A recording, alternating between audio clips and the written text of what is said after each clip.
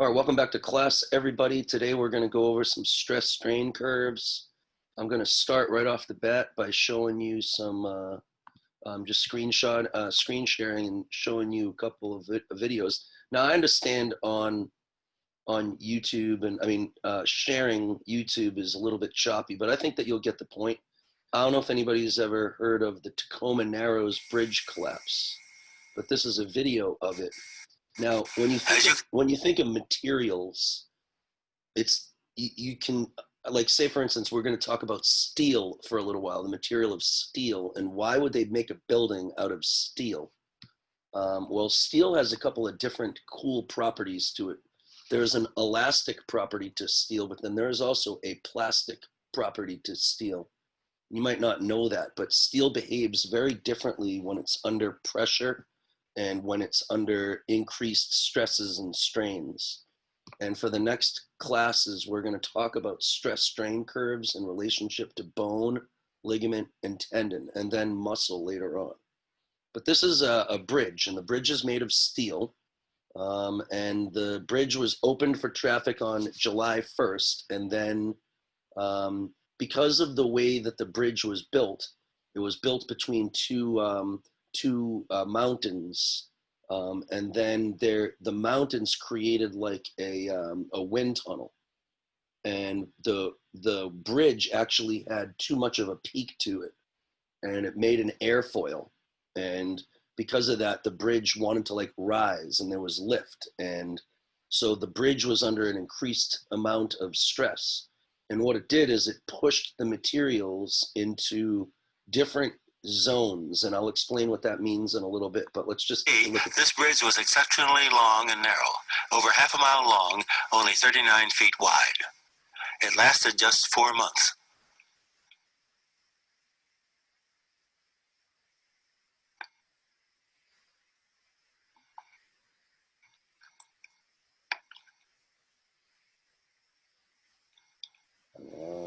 During construction, we see the steel girders, 8 feet tall, which were supposed to stiffen the bridge against bending.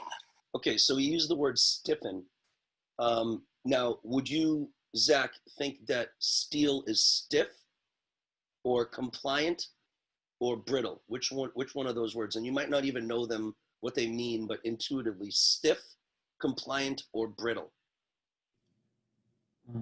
I guess normally I would say stiff, but because I know of this bridge, I would say, maybe compliant. Well, so we're going to go over what stiff means. Stiff means that it's able to take a huge amount of load or force without much deformation. All right. And then the term brittle means that it has no plastic region, but you can have a very stiff material and it be brittle. All right. And you can have something that's compliant. Something that's compliant is not very stiff at all. All right. So in the beginning, this steel is very stiff. Steel is much stiffer than glass, and glass is much stiffer than bone. The thing about glass is brittle. All right. Steel is not brittle. It's called ductile. And it's called ductile because it has two regions. In those regions, it can assume a different amount of stiffness. Your bone is also ductile, but as bone becomes less healthy and goes towards osteoporotic bone, it becomes more brittle. Something that's brittle, like, will just shatter if it's stressed too much. Like glass is very stiff enough to stop bullets, but it shatters and doesn't go into like a plastic region. And I'll explain what that means, all right? But this bridge is made of steel, which is stiff and ductile. However, some up and down vibration was observed during the entire useful life of the bridge. Here's opening day.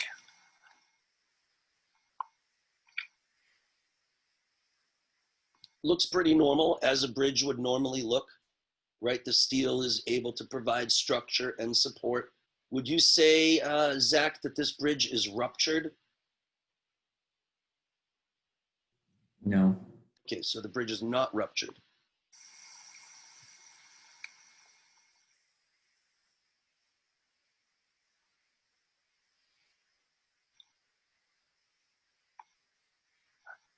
So last class, we talked about different types of loading. We talked about compressive loading and tension. We talked about shear loading, and this is torsional loading.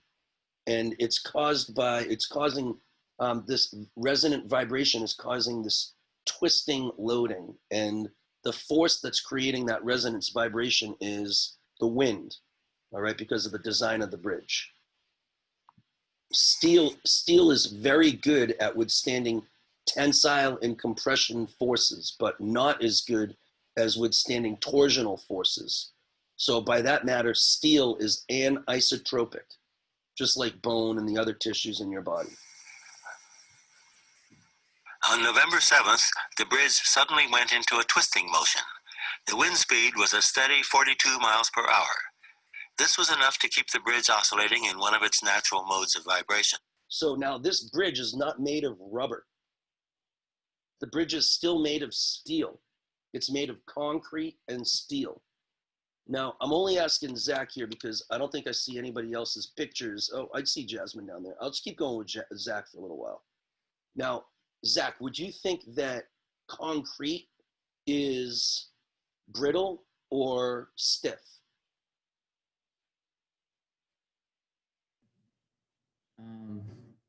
Maybe stiff, and I would say it's also brittle kind of though too.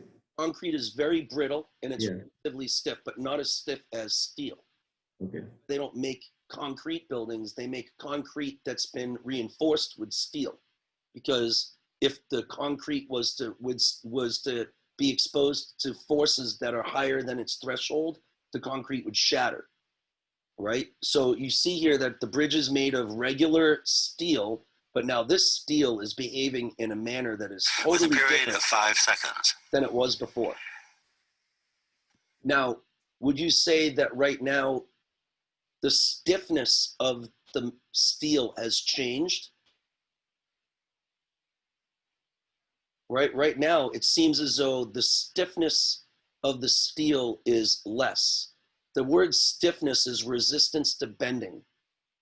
But now it seems as though this steel is bending pretty easily, all right? I never knew that steel could behave this way. A professor of engineering went out to see what had happened. He's coming back, walking with some difficulty along the nodal line, which is the center stripe of the roadway. Okay, Zach, has this bridge ruptured? No.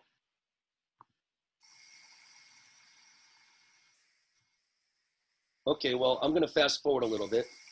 You can obviously see that this bridge is not very stiff any longer, and its oscillations are The gigantic. car had been abandoned earlier. No one was injured in the whole affair. However, but then eventually, the bridge ruptures. So there's a point between when the bridge is functioning relatively normally, where the steel is very stiff, very little motion, and then something definitely is changing about the bridge in terms of its stiffness component and the steel stiffness component. And then the bridge has another zone where it ruptures. So you have what's called an elastic region, and then the material is acting in a plastic manner, and then the material ruptures. All right, a material that behaves this way is called a ductile material. So what we're going to do is we're going to just talk a little bit about bone, ligament, and tendon, and I'll show you kind of how to analyze the stress strain curves of those particular materials. Because if I gave you a block or a piece of dice shaped like steel, bone, glass, ligament, and tendon, it might be difficult for you to tell whether or not it was stiff or how it would behave under pressure. But a stress strain curve is something that we can use to model those things. So the term stiffness okay, refers to the resistance to bending or breaking. And on a stress versus a strain curve, stress is the amount of force or the intensity of the load, and strain is the amount of deformation. So if you have a stress strain curve that is very steep, or the slope of the curve is very steep, then that's an indicator of stiffness. Okay, steel is very stiff and rubber is not stiff. Rubber is compliant, steel is stiff. Steel has an elastic and a plastic region. And in the plastic region, the stiffness of the material is drastically less and very inconsistent. And rubber is very compliant. It's not very stiff whatsoever. So what I want to do is just show you a couple of stress strain curves, and we can just analyze the curves, and then I'll start to put together some stress strain curves for ligament and tendon. So here's a stress strain curve for a ductile material. It doesn't tell us what kind of material it is, but this is a stress strain curve here for a reasonably ductile material. You'll see there's a straight line here. All right, this straight line is the elastic region of the material. It means if I put an amount of stress on the material, it's going to strain a particular amount. But then when I remove the stress, the material goes back to its original shape. Let me, I'm gonna get a pen for you. Hold on one second.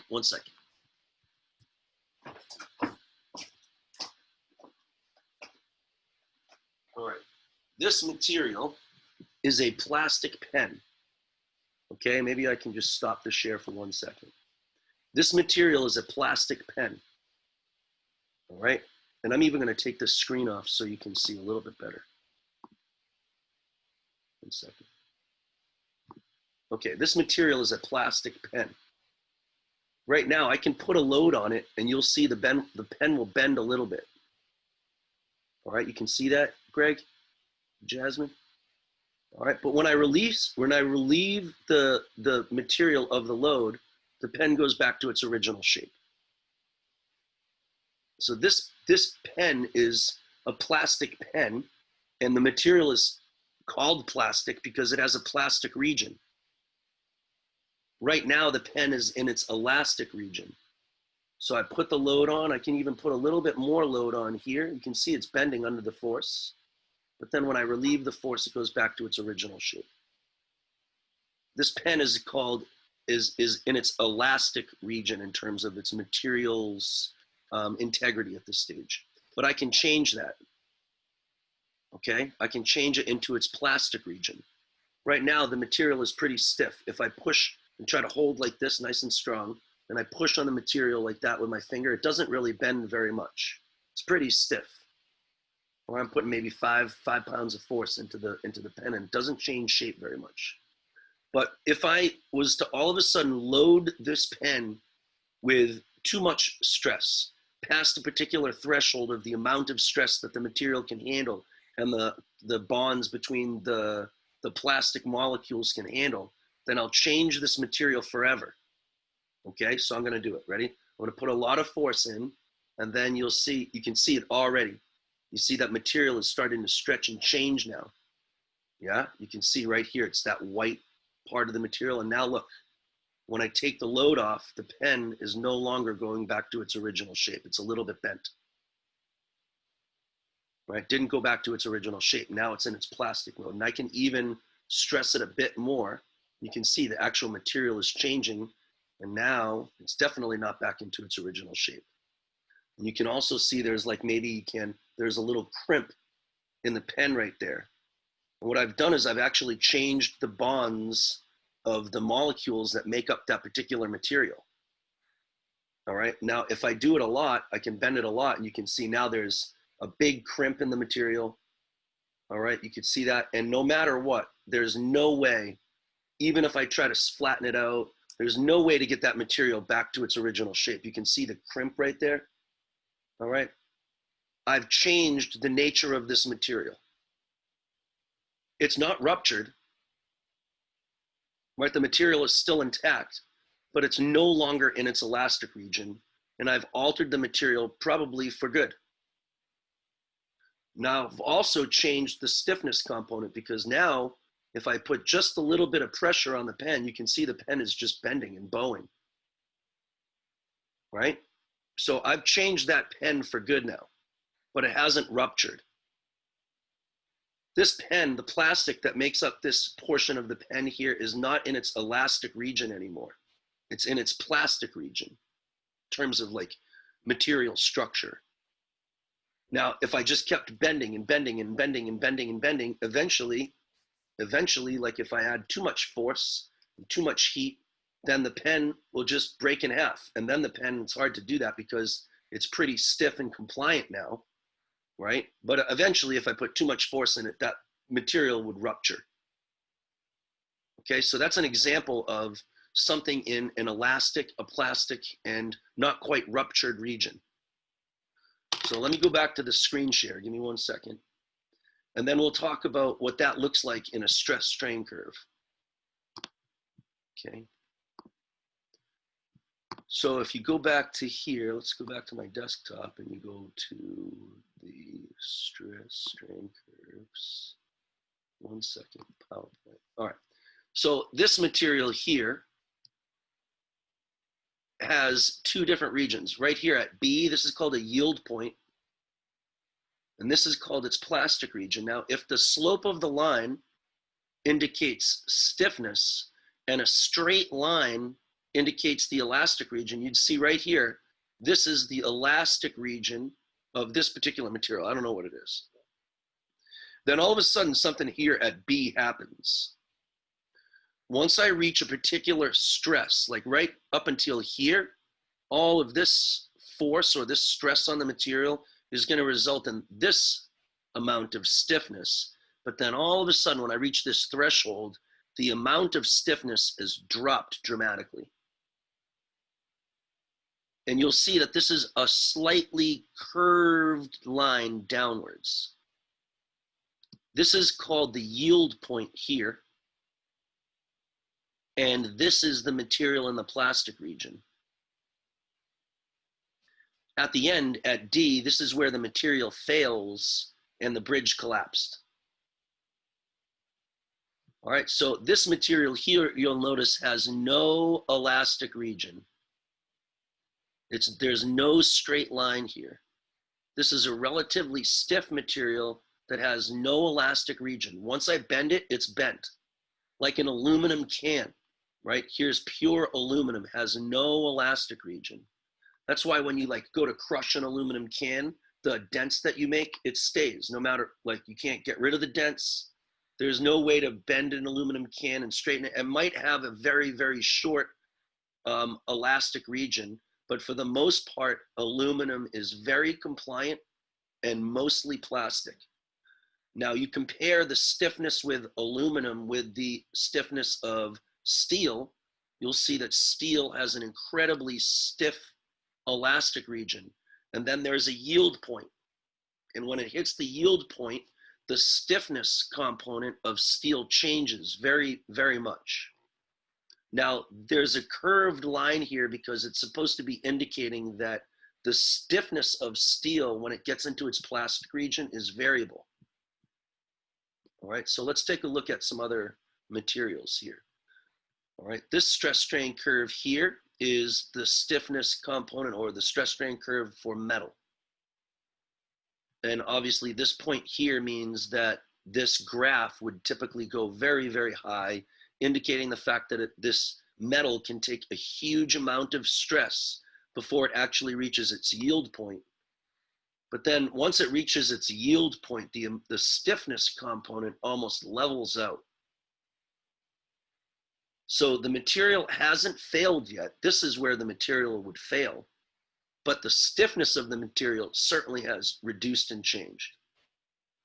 It's a good thing that metal has a plastic region, because if it was like glass, which is brittle, glass only has an elastic region.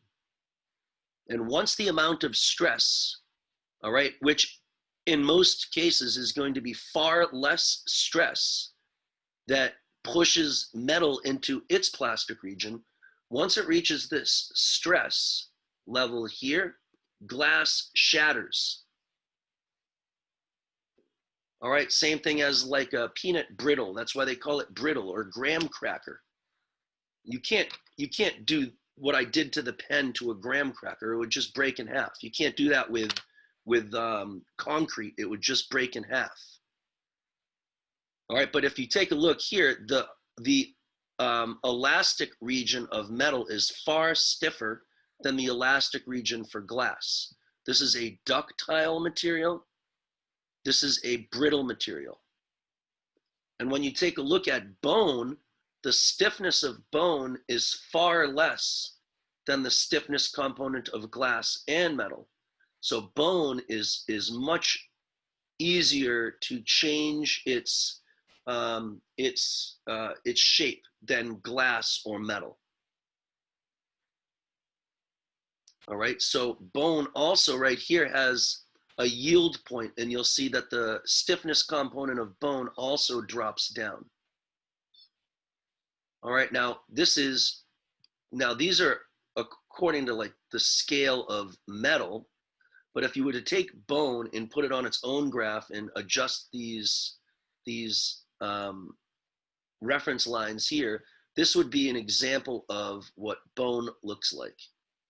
It's very stiff comparatively.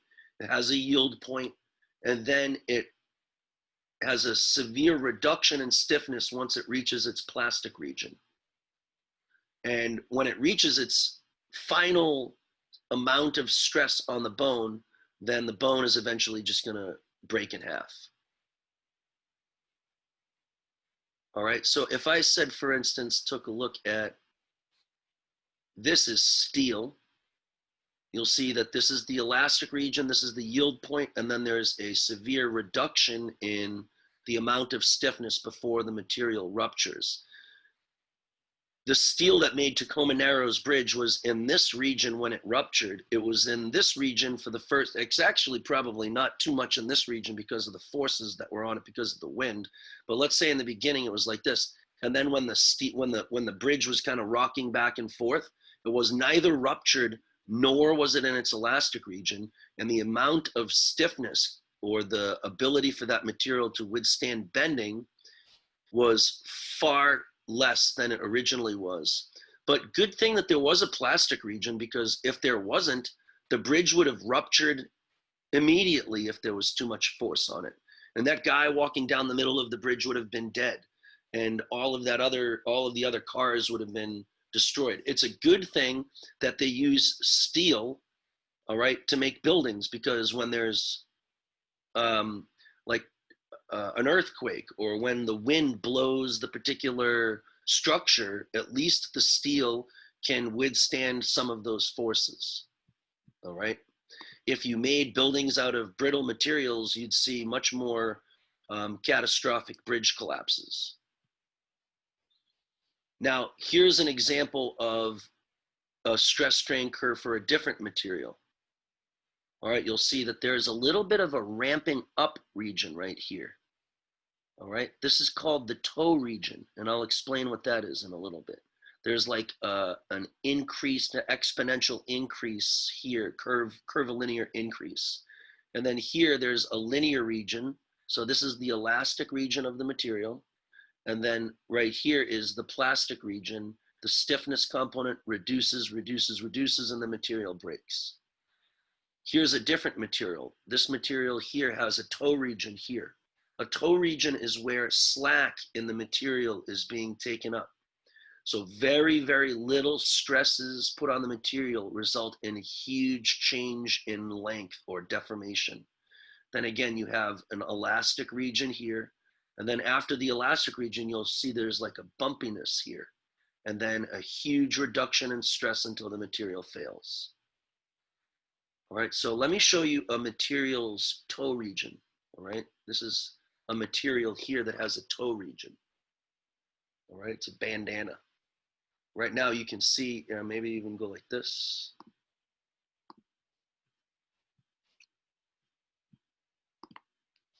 Right now you can see that the material has slack in it. So very, very little stress. I'm barely putting any force into this material, and you can see that that material changes shape pretty rapidly. All right. The slack in the material is being taken up. This is the toe region of the material. And then once I get to this point, I can put much more force.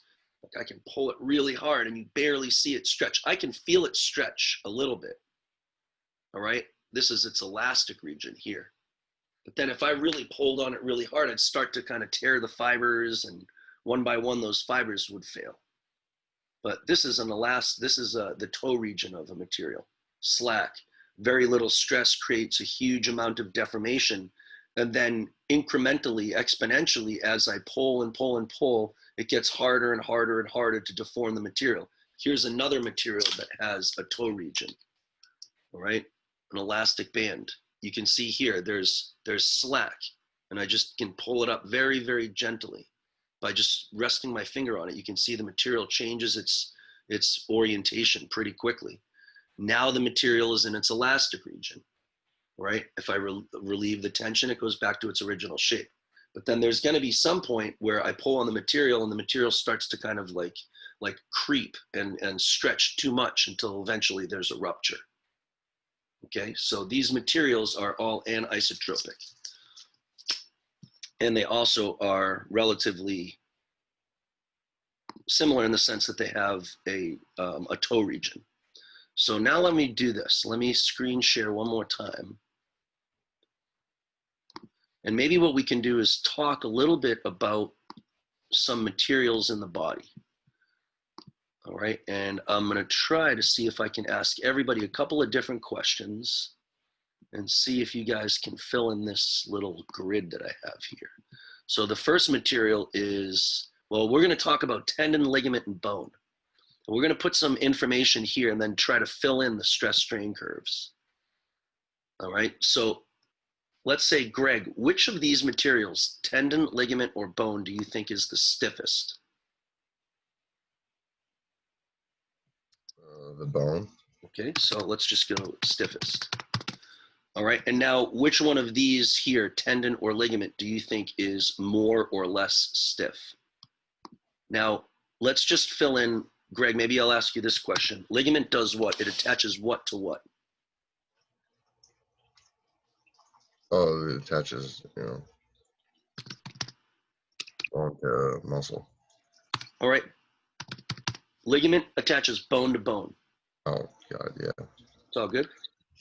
So this one is bone to muscle. All right, now let's reevaluate that.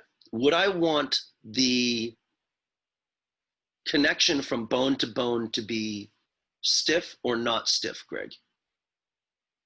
Think about your knee. You wouldn't want it to be stiff. I wouldn't want it to be stiff. Would I want a ligament that attaches your knee together, your ACL, MCL, PCL? Would I want those to be like a rubber band? Or would I want those to be like a cable? Oh, that you'd want it to be like a cable. Okay, so I could say something like this, cable. All right, and then if I have muscle that's attached to bone, okay, I would want that attachment to be somewhat like an elastic band.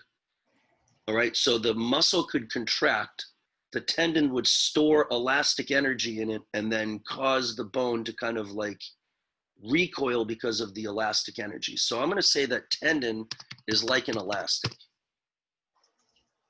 Okay, and ligament is like a cable, and bone is like, I'll just say it's not like wood, it's not wood, but I'll say it's like a lever. How's that? All right. It's lever, and it's like a plank or something like that, like a stick. All right, it's solid. Lever, solid. Let's do that. All right, now let's see, John. What is typically the name of an injury to a ligament called? When I injure my ligament, what do they call it?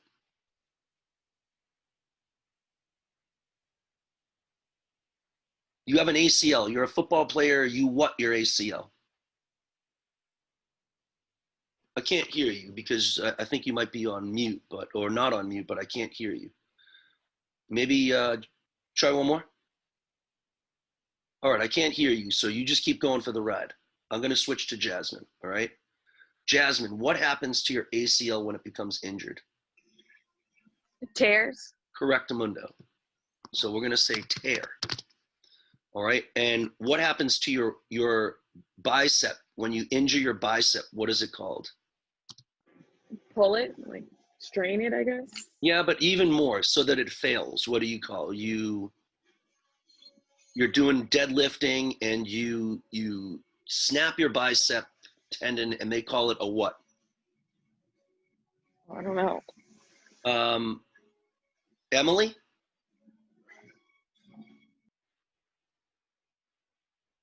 All right, it's called this, a rupture. Fair enough? Okay, so let me get a piece of paper here. And maybe, Zach, you have a piece of paper? All right, take out a piece of paper. And put on your mic, and I want you to put the paper near the camera so we can see it, but we can also hear it. All right, and I want you to tear the piece of paper. Tear it slowly. You guys see this? Hold on, let me spotlight him for a second. We can hear it, and hearing is just as good. So hold on, let me see if I can just spotlight you here. All right, I think they might be able to see you. All right, tear it. All right, go slow, go slow, go slow. Do one more time, go as slow as you can.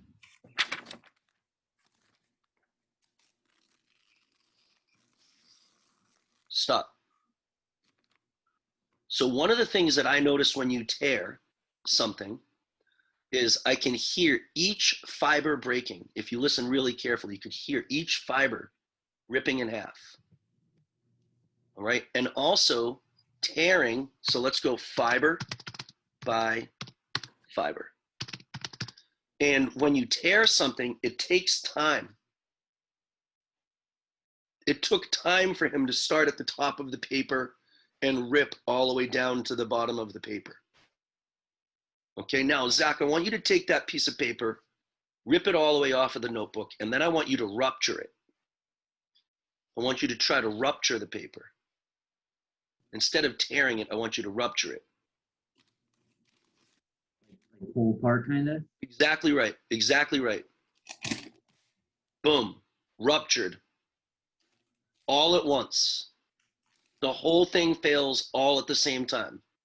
Not fiber by fiber tearing, but a rupture, all right, is all at once. No time needed to injure this, all right? And it's huge force, right? When he tore it, it was just little teeny force. But when he ruptured, you could see what, and you could see his face made like that it's difficult to pull it apart kind of shape, right? So when you have something that is ruptured, it's going to require a relatively large force in instances. All right, over here it was low force to tear.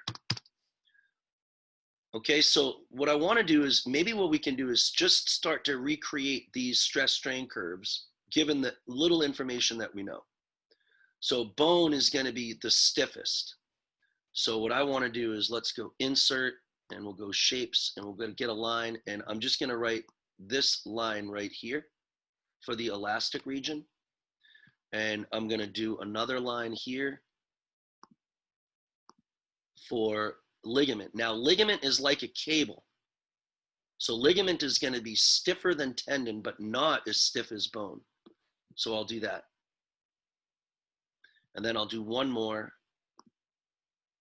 here for your tendon. All right, now does that make sense to you guys, why I would do it that way?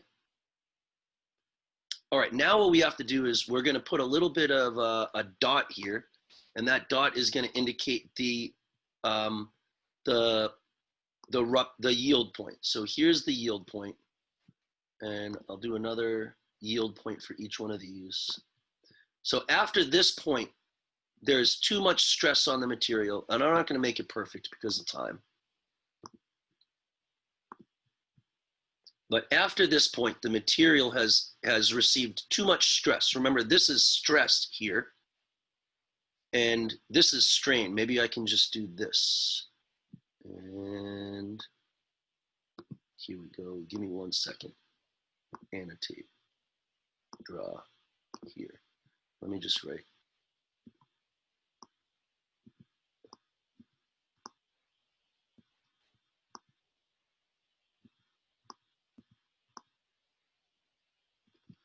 And this would be a Z, but that's okay.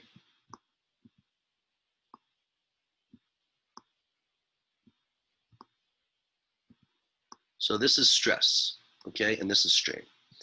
Now you can see that this material here can withstand a lot of stress here, a lot of stress and very little strain. So this is a stiff material. Then after this material starts to fail, let's use this one here. This one here is tendon, all right? And this one in the middle is ligament. So typically what ligament will look like in its plastic region is something like this.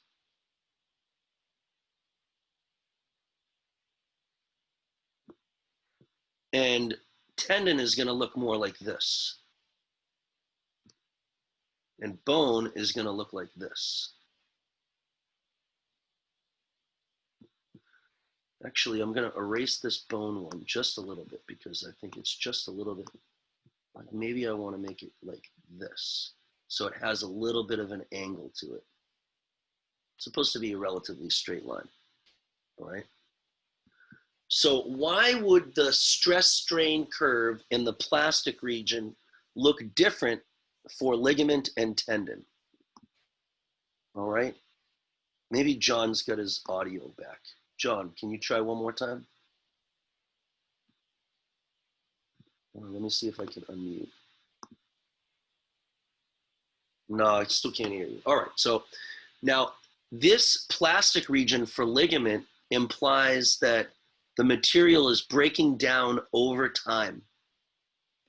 One fiber, another fiber, another fiber, another fiber, another fiber, another fiber, until the material fails. This shape in the stress strain curve for tendon implies the rupture, that the material is going to rupture after a particular stress threshold is achieved. All right? This material here is bone, and you can see that it can withstand a huge amount of stress. And actually, to do this correctly, I bet that this right here should actually be really low like that, because it can't withstand as much force as bone. But for right now, I'm just going to keep it a little bit incorrect. Right? Bone is going to withstand a particular amount of stress and then fail after it reaches this plastic point where the amount of stiffness is reduced.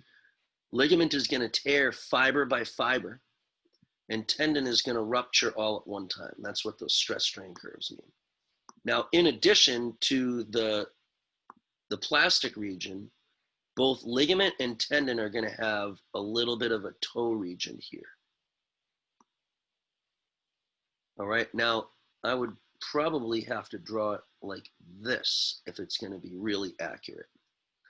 Now you'll notice that there's a toe region for both ligament and tendon, but the ligament toe region is a little bit smaller than the toe region for tendon. All right.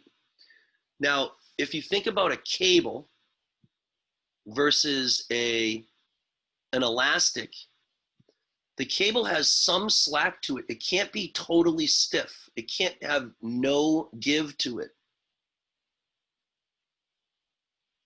All right. In fact, I actually wrote these differently. Sorry.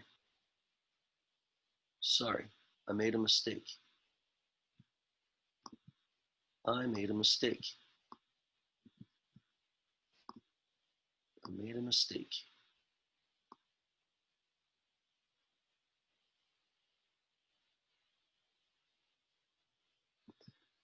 I made a mistake.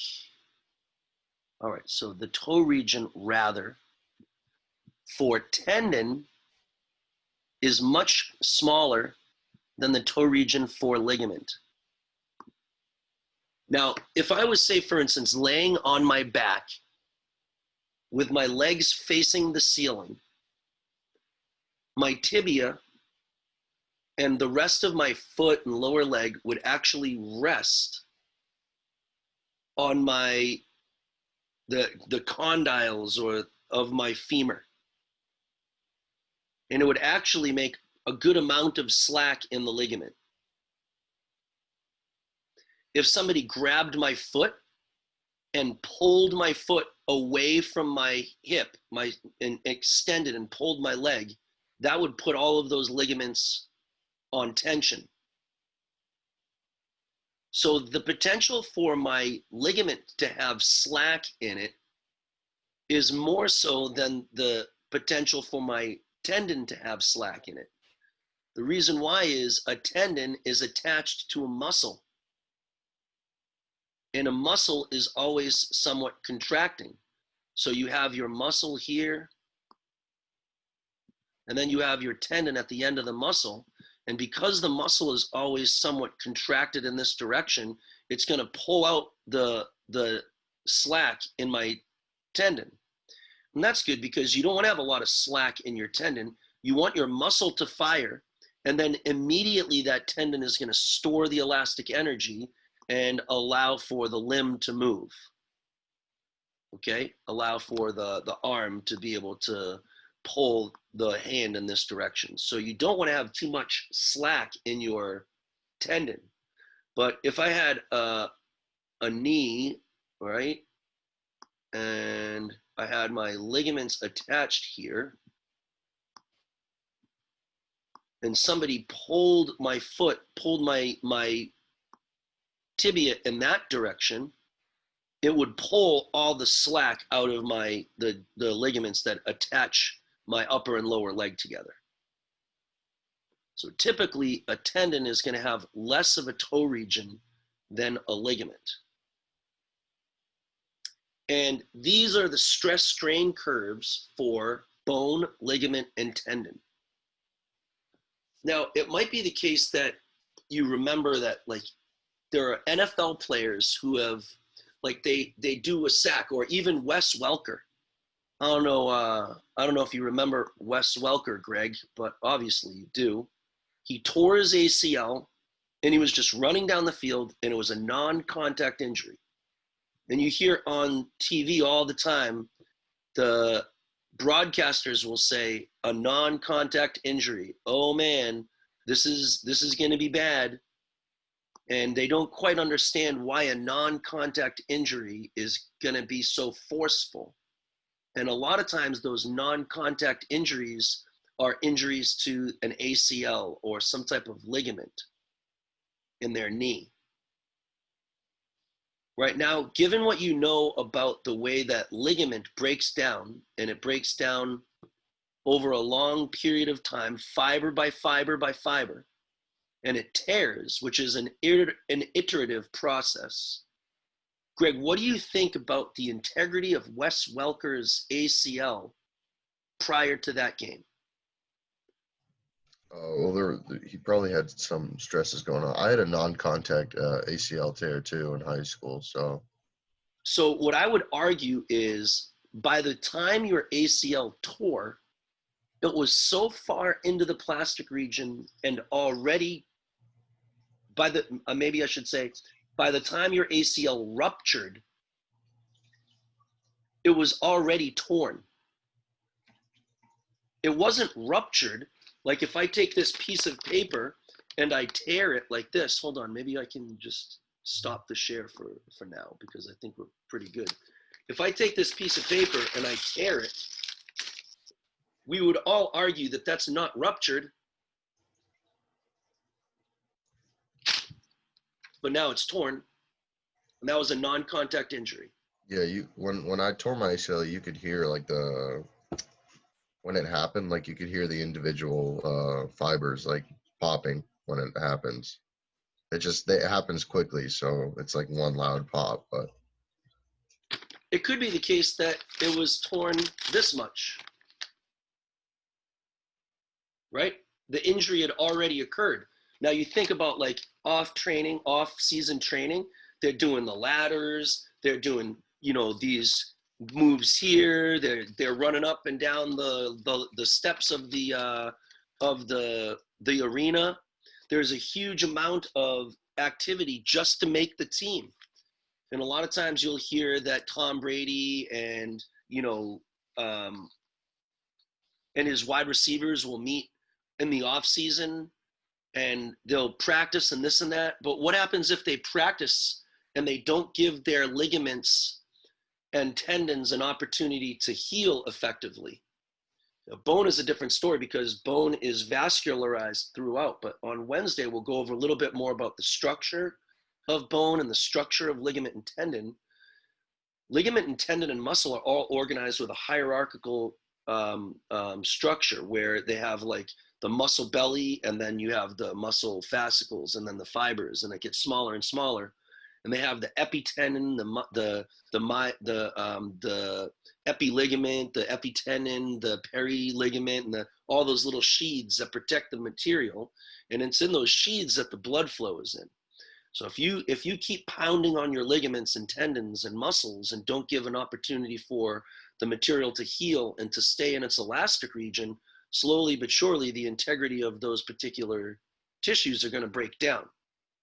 So it could be the case that an increased frequency of activity in the off season or during the season or whatever, without the opportunity to break, to allow the tissues to stay in their elastic region, started to like push the material further and further and further into the plastic region until it ruptured.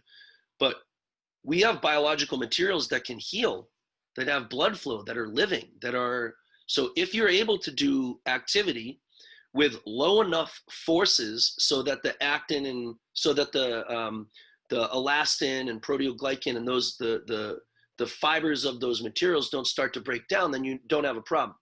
But if you start to put too much force on the ligaments and those fibers start to break down, the ligament's going to become a little bit weaker. As things tear, not only do they become less able to hold forces, but when you tear something, it gets longer and longer and longer. So that's going to increase the joint space, increase force and translation of those bones even further, increase the potential for more loading injury. So if you can set your training regimen so that you can keep your materials of, you know, your ligaments and tendons in their elastic region, work them, let them heal so that they can vascularize, heal the tissues, then you can do a good amount of work on those tissues without pushing them further into their plastic region. But if you do activity that has high enough forces to start to break down those materials and not enough rest time for those materials to biologically return into their elastic region and stay healthy, then you just push the material further and further and further until there's a potential rupture. All right, now a potential tear. So ligaments will typically tear. Once there's like a frayed rope, the rope isn't torn, it's not ruptured, but it's only being held by one or two strands. Right now, I would bet, Greg, that back in the day when you're working, you're probably, you know, got a good amount of force on the material. I would assume that either you're a running back or an offensive lineman, and I would probably say an offensive lineman. And that means that you have a good amount of mass, a good amount of momentum. And because of that, the forces that Greg has on his particular ACL could have been higher and lent to even more structural integrity damage prior to the tear. But I would probably argue that with Wes Welker and a good amount of the non-contact injuries that you see, a lot of the injury has happened prior to that moment, especially with ligaments. Now, tendon is a different story. Tendon is going to get injured when there's a huge external force happening at the same time that the muscle is providing an active contraction. And we'll get back into that on Wednesday. I think that if somebody gives me the stress strain curves for a material, it's much easier for me to understand how that material is going to behave under pressure and force, not pressure, really force and time. And I can choose a material that I think would be effective in accomplishing a particular role if I had a stress strain curve better than I could if you actually gave me a hunk of the material. I certainly, for instance, wouldn't want to make a prosthetic out of materials that are brittle. I certainly wouldn't want to make a prosthetic out of a material that is compliant. I would want to have a stiffer material that could withstand a huge amount of force. And if it is compromised, it's not shattering, leaving the person who's using the prosthetic without a limb to limp off the particular track with. I would also want to pick a material that is able to have a good amount of stored elastic potential. So I'm able to use stress strain curves to predict how materials are going to behave over time and under increased stress, and see how they're going to deform and break down and rupture.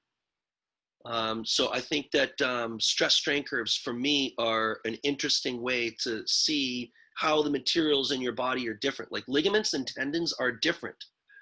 They have different structures, and because they have functions that are different, their structures are emerging accordingly.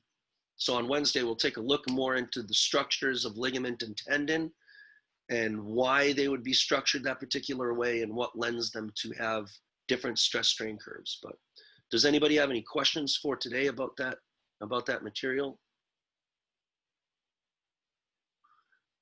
No, stress strain curves are good, man. They can give you like a window into the materials so that instead of just guessing on what you're using, you can actually see how the load, and in human movement, we're providing stresses in many different directions: forces, tension forces, compression, torsion, shear forces, and the way that those materials are going to behave to those forces. And there are also viscoelastic properties of those forces. The forces are either really high velocity or happen over a longer period of time, and the tissues will respond to each of those variables differently. So I hope that was informative to you in terms of the difference between ligament, bone, and tendon. We'll get more into it on Wednesday. Anybody have questions?